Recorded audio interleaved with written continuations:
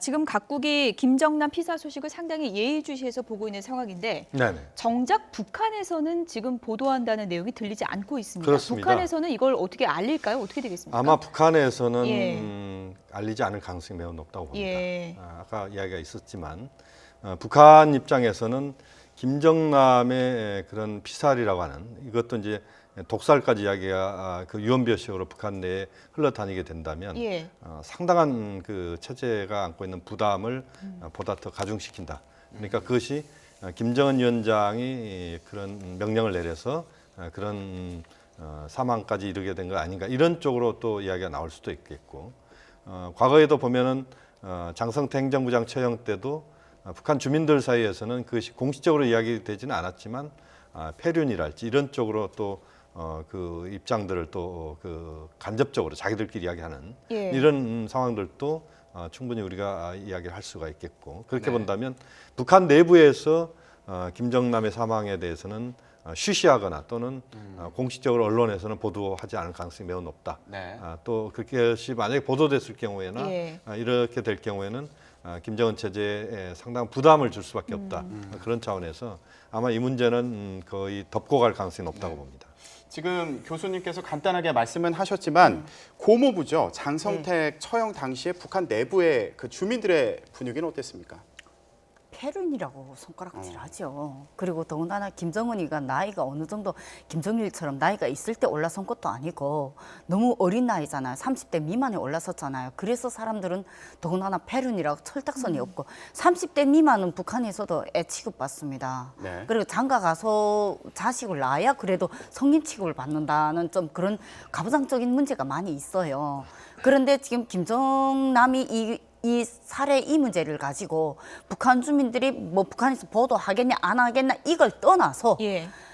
대북 소식통이 이제는 너무 활발하고 라디오가 너무 활발하고 예. 그러기 때문에 웬만한 소식통들은 내부적으로 다 듣습니다. 그러면 예. 언론적으로는 북한 방송으로는 뭐라고 꼭 집어서 얘기는 못하지만 내부적으로 보안부나 보안소나 인민반 뭐 당 조직 기관들을 통해서 이러한 유언비어 이 얘기를 하는 사람은 예. 정치범이나 반역자로 또 어떻게 예. 끌어서 모아서 또 이렇게 처벌하는 그런 식의 조폭적인 또 어떤 뭐 독재 정치 행보는 분명히 있을 겁니다. 네. 그러나 그런다고 해서 주민들이 모르지는 않지만 이 얘기는 분명히 쉬쉬하게 북한 내부 주민들한테는 다 이미 소식이 들어갈 겁니다. 네. 특히 뭐 북한 당 중앙 뭐 기관들 같은 경우에도 태영호 권사님 오셔서 말씀하시지 않았습니까? 출근하면 바로 연합 뭐 대한민국 이런 방송들 뉴스들부터 바로 들어본다고. 그러니까 이러한 부분들을 우리가 가장 민감하게 봤을 때는 북한 내부는 북한 당국이 방송을 하든 안 하든 간에 알려면 다 알고 예. 모를 사람은 기껏해야 뭐 정말 하위층에 이런 문제하고 전혀 상관이 없이 사는 그 정도로 사람들. 이제 정보 창구가 그렇죠. 많아졌다 이런 말씀이시죠? 이제는 예. 그 정보가 북한 당국이 이제는 막을 수 있는 한계가 이제는 예. 넘어섰어요. 그리고 예. 휴대폰이 개통된 게 이제는 몇 개인데요. 예. 네.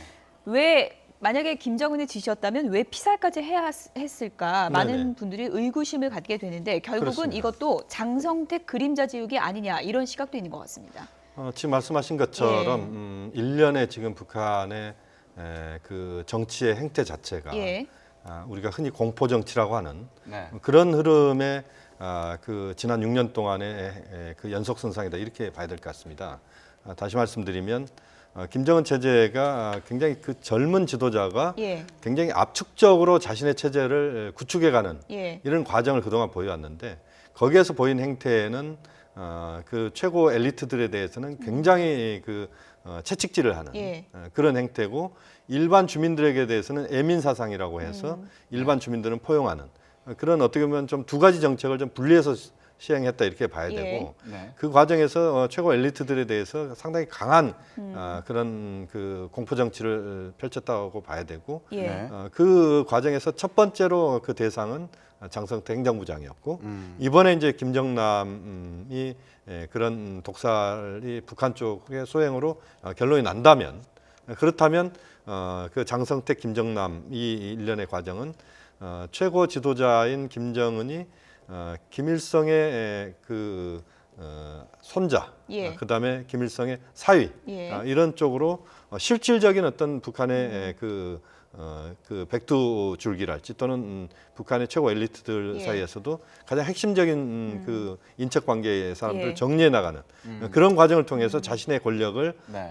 유일 독재 체제를 또 강화하는 예. 이런 쪽으로 또 행보를 펼치는 예. 그런 흐름이 현재 일련의 흐름이다 이렇게 정리할 수도 있겠습니다. 그런데 조금 전에 뭐 장성택 숙청됐을 때 패륜이다 이런 얘기도 나왔다고 하는데 김정은 위원장 입장에서 보면 그런 부분이 어느 정도 좀 효과가 있다고 판단을 하니까 이렇게 공포 정치를 좀 이어가는 거 아닐까요? 효과가 있다고 보다도 본인의 트라우마를 달래기 위한 또 하나의 방법이 예. 아닐까 저는 그렇게 보여집니다. 그러니까 이것이 효과가 오히려 역작용이 날 예. 게 더 많거든요. 예. 특히 그러한 장성택 숙청 이후로 엘리트층이 탈북에 나온 숫자가 지금 얼마인 줄 아십니까? 예. 그러니까 그걸 봤을 때 이거는 부작용이거든요. 예. 네. 부작용인 줄 알면서도 김정남이 이번에 이렇게 암살한 것도 이게 세계적으로 암살을 해버려가지고 세계적으로 또 다른 패륜이잖아. 이건 예. 검업으로 숙청한 거하고 자기 피를 나는 형을 숙청하는 거하고는 차원이 조금 다르다는 예. 거죠. 검업은 한 다리 건넌 또 남이에요. 예. 네. 근데 친형은 아무리 배다른 형제라도 친형인데 아버지 피를 물려받은 형인데 예. 죽였다 이거는 진짜 페르나의 상페르나로 예. 몰림받는 거잖아. 그러니까 그렇게 되면 이 문제는 다르다는 거죠. 그렇게 되면 북한 주민들이 그 안에서의 김정은에 대한 신뢰나 동요 그리고 북한 당 간부들의 공포성은 더 극심화될 것이며 그 공포성이 진정으로 된 충성심보다도 살기 위한 충성심 간신적인 그런 마음들이 예. 더 급하고 거기에서 도망치겠다는 사람들이 네. 더 많다는 거죠. 태영호 공사님이 이런 말도 했잖아요. 태양에 가까이 가면 타 죽고 예. 너무 멀어져 가면 얼어 죽는다. 예. 네. 김정은한테 너무 가까이 가면 예. 지나친 감시와 이게 통제 그런 예. 게 공포스러워서 거기에서 짧은 혀 때문에 자칫하면 죽을 수 있지만 예. 너무 멀어지게 되면 살기 힘드니까 또 굶어 죽을 예. 수도 네. 있다. 네. 이러한 걸 비유해서 말한 게 정말로 적절한 비유가 아닐까 예. 싶어요. 지금 김정은의 트라우마에 대해서 말씀을 하셨는데 원래 장성택, 김경희 그러니까 고모와 고모부가 김정남을 후계자로 교육까지 했던 거 아닙니까? 그러니까 후계자로 교육을 한 게 아니라 네. 끔찍이 사랑해줬다는 건 알고 어. 있습니다. 왜냐하면 그것이 바로 성혜림이랑 김정일의 관계 제일 처음에 그 문제 발단을 도와준 것도 김경희하고 장성택이고 그리고 성혜림이가 해외로 나간 다음에 김정남이를 어린 시절부터 친자식처럼 품고 키워준 것도 김경희입니다. 네. 그렇기 때문에 김정남이를 어떠한 후계 구도로 내세우자 이것이 안 된다는 건 그 두 사람이 더 잘 알아요. 왜냐하면 엄마 성혜림이를 이미 해외로 내쫓았잖아요. 그리고 엄마 성혜림이 이미 북한 안에서 한번 결혼했다 낳았던 이혼녀입니다. 예. 결혼해서 살림 사는 거 강제로 뜯어가지고 김정일이가 지가 독차지인 거예요.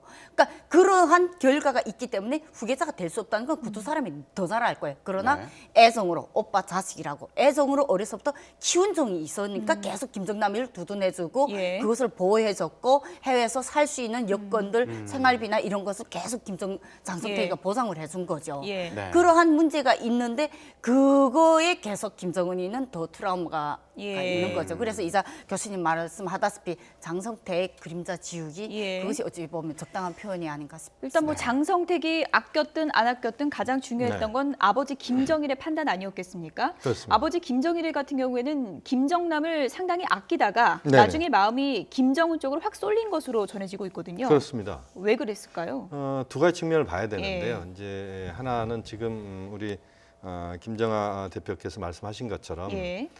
김정남이 갖고 있는 태생적인 그 한계가 있습니다. 그러니까 그 성혜림의 아들로서 본인이 뭔가 정통성 있는 그런 그 부인의 예. 그 아들이다 이렇게까지 이야기하기는 좀 어려운. 왜냐하면 성혜림이 일단 이혼한 상태에서 김정일 위원장과 사이에서 이제 김정남 낳았고 예. 네. 그렇게 본다면 또 그것이 그렇게 북한 내부에서 받아들여지기는 좀 어려운 부분이 있다고 봐야 되고 또 하나는 예. 김정남이 보면 대체로 그 자신이 좀 신중하거나 차분하게 행동하는 이미지보다는 굉장히 돌출적이고 예. 또 외부로 또 겉도는 이미지. 개혁 그- 개방 외치고 그렇습니다. 막 이러니까요. 그러니까 예. 북한 내부에서는 어떻게 보면 성장 과정에서도 예. 누구 어떤 따뜻한 어떤 그런 부모의 사랑이랄지 이런 것들을 받았다기보다는 네. 거의 혼자 커왔다. 물론 장성택과 그 김경희의 그 도움이 있었다고 하더라도 이제 이런 과정에서 외부로 겉돌고 또 그 이후에도 우리가 일련의 과정들을 보지만 마카오나 이런 데서 이제 그 여러 가지 도박을 예. 한달지 여러 또 행보 자체가 굉장히 또 돌출적이기 때문에 그런 상황에서는 북한 내부에서 뭔가의 그런 최고 지도자로서의 등장하기에는 예. 상당한 그 핸디캡을 이미 갖고 있었기 때문에 예. 김정일 위원장 입장에서도 어떻게 보면 뭐 장남이기 때문에 김정남을 사랑할 수밖에 없지만 그러나 실질적으로는 김정남은 거기에 부응한 예. 그런 행동을 하지 못했다 이렇게 볼 수도 예. 있습니다. 네.